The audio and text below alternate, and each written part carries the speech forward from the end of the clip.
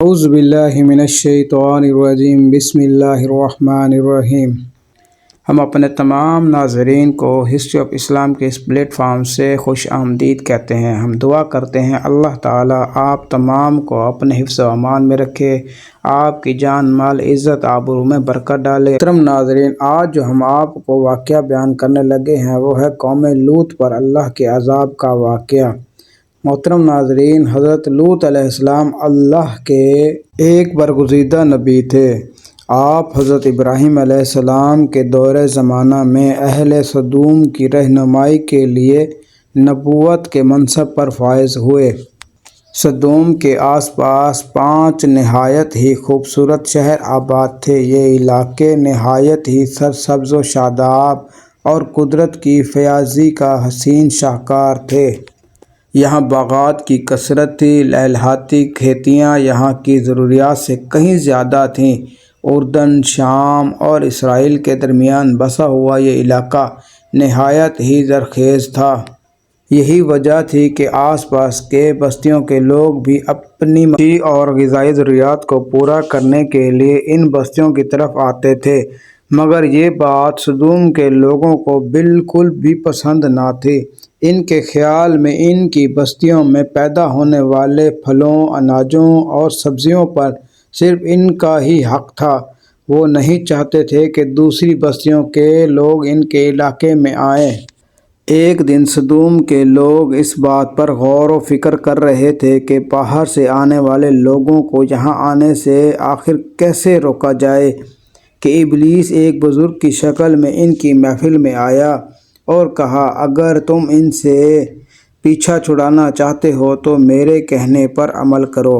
ابلیس نے کہا کہ اگر تم ان بستیوں کے لوگوں سے نجات چاہتے ہو جو تمہاری بستیوں میں آ جاتے ہیں تو ایسا کرو کہ جب بھی کوئی شخص تمہارے علاقے میں آئے تو تم لوگ زبردستی اس کے ساتھ اپنی خواہش پوری کرو۔ اس طرح یہ لوگ اس بستی میں آنا چھوڑ دیں گے۔ پھر اہل سدوم نے ان باہر سے آنے والوں کے ساتھ بدفعال کرنا اپنا پیشہ بنا لیا۔ اپنی نفسیاتی خواہشات کے لیے مردوں سے بدفعالی اس قوم کا دستور بن گیا تھا۔ یہاں بے حیائی عام ہو گئی تھی۔ حکمراں، سردار، رؤسا، ہر طبقے میں گھر گھر یہ عمل پھیل گیا۔ بھری محفل میں یہ لوگ اس فحاشی کے کام کو کر کے خوش ہوتے تھے۔ تلمود میں لکھا ہے کہ اہل سدوم اپنی روزمرہ کی زندگی میں سخت ظالم، دھوکے باز اور بد معاملات تھے۔ کوئی مسافر ان کے علاقے سے بخیریت نہ گزر سکتا تھا۔ کوئی غریب ان کی بستیوں سے روٹی کا ایک ٹکڑا نہ پا سکتا تھا۔ بارہا ایسا ہوتا تھا کہ باہر کا آدمی ان کے علاقے میں پہنچ کر فاقوں سے مر جاتا اور یہ اس کے کپڑے اتار کر اس کی لاش کو برہنہ دفنا دیتے تھے۔ حضرت لوط علیہ السلام نے انہیں توحید کی دعوت دی اور بدکاری کے اس گھناؤنے عمل سے توبہ کرنے کا حکم دیا۔ حضرت لوط علیہ السلام نے کہا، تم بے حیائی کیوں کرتے ہو؟ کیا تم عورتوں کو چھوڑ کر لذت حاصل کرنے کے لیے مردوں کی طرف مائل ہوتے ہو؟ حقیقت یہ ہے کہ تم احمق لوگ ہو۔ حضرت لوط علیہ السلام اہل سدوم کو دن رات نصیحت کرتے، لیکن قوم لوط پر اس کا کوئی اثر نہ ہوتا، بلکہ وہ بہت فخری انداز میں یہ کام کرتے تھے۔ انہیں حضرت لوط علیہ السلام کا سمجھانا بھی برا لگتا تھا، لہٰذا انہوں نے صاف صاف کہہ دیا کہ اگر تم ہمیں اس طرح برا کہتے رہے اور ہمارے کاموں میں مداخلت کرتے رہے تو ہم تمہیں اپنے شہر سے نکال دیں گے۔ حضرت لوط علیہ السلام نے نصیحت و تبلیغ کا سلسلہ جاری رکھا۔ ایک دن اہل سدوم نے خود ہی عذاب الہی کا مطالبہ کر دیا۔ اللہ تعالیٰ نے اب تک ان کی اس بدترین فحاشی اور بدکاری کو ڈھیل دے رکھی تھی، لہٰذا جب انہوں نے حضرت لوط علیہ السلام سے ان کے ایک دن کہا کہ اگر تم سچے ہو تو ہم پر عذاب لے آؤ، لہٰذا ان پر عذاب الہی کا فیصلہ ہو گیا۔ اللہ نے اپنے خاص فرشتوں کو دنیا کی طرف روانہ کر دیا۔ پھر یہ فرشتے حضرت لوط علیہ السلام کے گھر تشریف لے آئے۔ حضرت لوط علیہ السلام نے جب ان خوبصورت نوعمر لڑکوں کو دیکھا تو سخت گھبراہٹ اور پریشانی میں مبتلا ہو گئے۔ انہیں یہ خطرہ محسوس ہوا کہ اگر ان کی قوم کے لوگوں نے انہیں دیکھ لیا تو نہ جانے وہ ان کے ساتھ کیا سلوک کریں گے۔ حضرت لوط علیہ السلام کی بیوی کا نام وائلہ تھا۔ اس نے آپ پر ایمان نہیں لایا تھا اور وہ دراصل منافقہ تھی جو کافروں کے ساتھ تھی۔ لہٰذا اس نے جا کر اہل سدوم کو یہ خبر دے دی کہ لوط کے گھر نوجوان لڑکے مہمان ٹھہرے ہوئے ہیں۔ یہ سن کر بستی والے دوڑتے ہوئے حضرت لوط علیہ السلام کے گھر پہنچے۔ حضرت لوط علیہ السلام نے کہا، اے قوم، یہ جو میری قوم کی لڑکیاں ہیں یہ تمہارے لیے جائز اور پاک ہیں۔ اللہ سے ڈرو اور مجھے میرے مہمان کے سامنے رسوا نہ کرو۔ کیا تم میں سے کوئی بھی شائستہ آدمی نہیں؟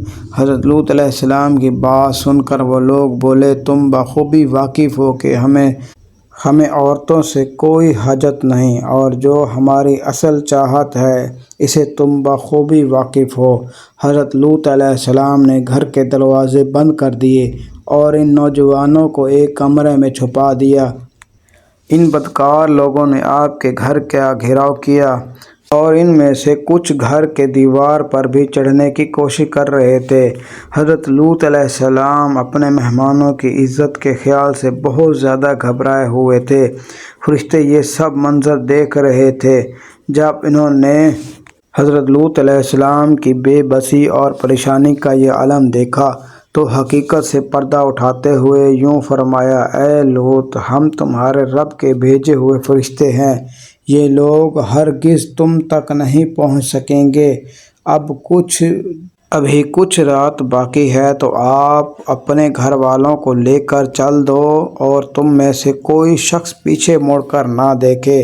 اہل سدوم حضرت لوط کے گھر کا دروازہ توڑنے پر آ گئے، لہٰذا حضرت جبرائیل علیہ السلام گھر سے باہر نکل کر اپنا پر کا ایک کونا انہیں مارا، جس سے ان سب کی آنکھوں کے ڈھیلے باہر نکل آئے اور بصارت زائل ہو گئی۔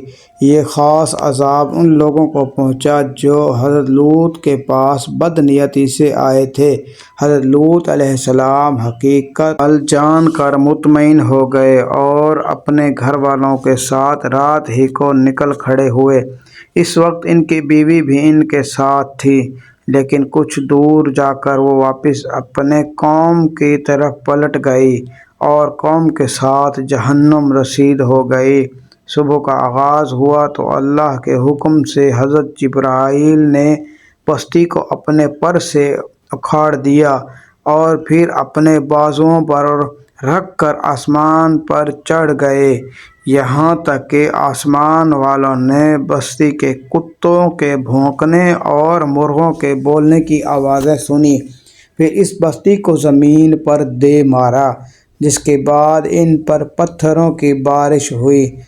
جب یہ پتھر ان کو لگتے تو سر پاش ہو جاتے۔ صبح سویرے شروع ہونے والا یہ عذاب اشراق تک پوری بستی کو نیست و نابود کر چکا تھا۔ قوم لوط کی ان خوبصورت بستیوں کو اللہ نے ایسی انتہائی بدبودار اور سیاہ جھیل میں تبدیل کر دیا جس کے پانی سے رہتی دنیا تک کوئی فائدہ نہیں اٹھایا جا سکتا۔ سمندر کے اس خاص حصے میں کوئی جاندار مچھلی، مینڈک وغیرہ زندہ نہیں رہ سکتے، اسی لیے اسے ڈیڈ سی یعنی بحر مردار کہا جاتا ہے، جو اسرائیل اور اردن کے درمیان واقع ہے۔ ہسٹری آف اسلام کے پیارے دوستو، اللہ پاک ہم تمام سننے والوں کو اپنے عذاب سے بچائے اور آخرت میں اپنے جنت میں ہمیں جگہ عطا فرمائے۔ آمین ثم آمین۔